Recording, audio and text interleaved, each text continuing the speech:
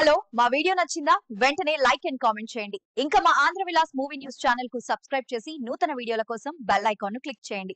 ప్రముఖ సినీ నవలల రచయిత లల్లాదేవి అలియాస్ పరుచూరి నారాయణాచార్యులు 82 ఏళ్ల వయసులో కన్నుమూశారు. వృద్ధాప్య సమస్యలతో బాధపడుతున్న ఆయన అక్టోబర్ 3న తుదిశ్వాస విడిచారు. సౌందర్య వందో చిత్రం, శ్వేతనాగు రచయితగా 200కి పైగా నవలలు, నాటకాలు రాసిన ఆయన మృతికి సినీలోకం నివాళులర్పిస్తోంది. సినీ ఇండస్ట్రీలో వరుస విషాదాలు అభిమానులను కలవరపాటుకు గురిచేస్తున్నాయి. ముఖ్యంగా చాలామంది సెలబ్రిటీలు వృద్ధాప్య కారణాలతో తుదిశ్వాస విడుస్తున్నారు.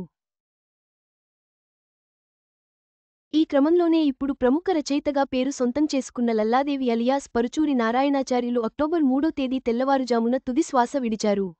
ప్రస్తుతం ఆయన వయసు 82 సంవత్సరాలు. గత కొంతకాలంగా వృద్ధాప్య సమస్యలతో బాధపడుతున్న ఆయన తుది శ్వాస విడిచినట్లు కుటుంబ సభ్యులు వెల్లడించారు. ప్రస్తుతం ఈయన మరణ వార్త విని అటు సినీ సెలబ్రిటీలు, ఇటు అభిమానులు ఆశ్చర్యం వ్యక్తం చేస్తున్నారు. ఆయన మృతికి సంతాపం తెలియజేస్తున్నారు. అలాగే వారి కుటుంబానికి ప్రగాఢ సానుభూతి తెలియజేస్తూ సోషల్ మీడియాలో పోస్ట్ పెడుతున్నారు. లల్లాదేవిగా పేరు సొంతం చేసుకున్న ఈయన లల్లాదేవి పేరిట సుమారుగా 200కి పైగా నవలలు, నాటకాలు రచించారు. వాటిలో మహామంత్రి తిమ్మరసు, ఆమ్రపాలి వంటి నవలలు మంచి ప్రాచుర్యం పొందాయి. తెలుగు చిత్రాలకి కూడా రచయితగా పనిచేశారు.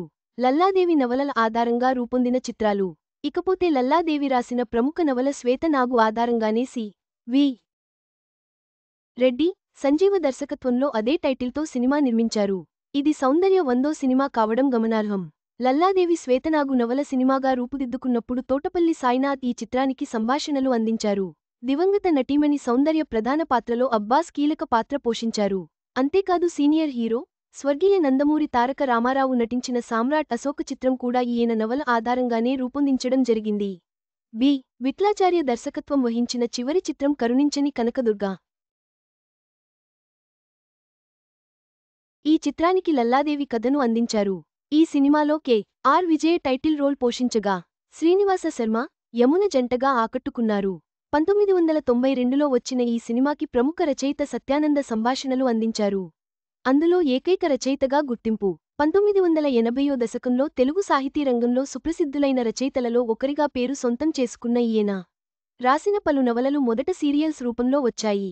జానపద, సాంఘిక, చారిత్రక రచనలు చేయడంతో మంచి పేరు దక్కించుకున్నారు. అంతేకాదు పాములపై పరిశోధన చేసిన ఏకైక రచయితగా కూడా పేరు దక్కించుకున్నారు. ఎన్టీఆర్ దగ్గర కార్యదర్శిగా. ఇకపోతే తెలుగుదేశం పార్టీ వ్యవస్థాపకులు నందమూరి తారక రామారావుకి పరుచూరి నారాయణాచార్యులు అత్యంత సన్నిహితులు. కొంతకాలం సీనియర్ ఎన్టీఆర్ దగ్గర కార్యదర్శిగా కూడా పనిచేశారు. ఈయన స్వస్థలం గుంటూరు జిల్లా పత్తిపాడు సమీపంలోని నిమ్మగడ్డ వారిపాలెం. అవుట్ సైడర్ సెలబ్రిటీస్కి జాన్వీ చురకలు. దెబ్బ గట్టిగానే తగిలిందే. లల్లాదేవి మృతితో తెలుగు సాహిత్యం, సినీ పరిశ్రమ ఓ గొప్ప రచయితను కోల్పోయింది. ఆయన పాములపై చేసిన పరిశోధనలు, అద్భుతమైన రచనలు ఎప్పటికీ చిరస్థాయిగా నిలిచిపోతాయి. ఆయన ఆత్మకు శాంతి చేకూరాలని ఆశిద్దాం.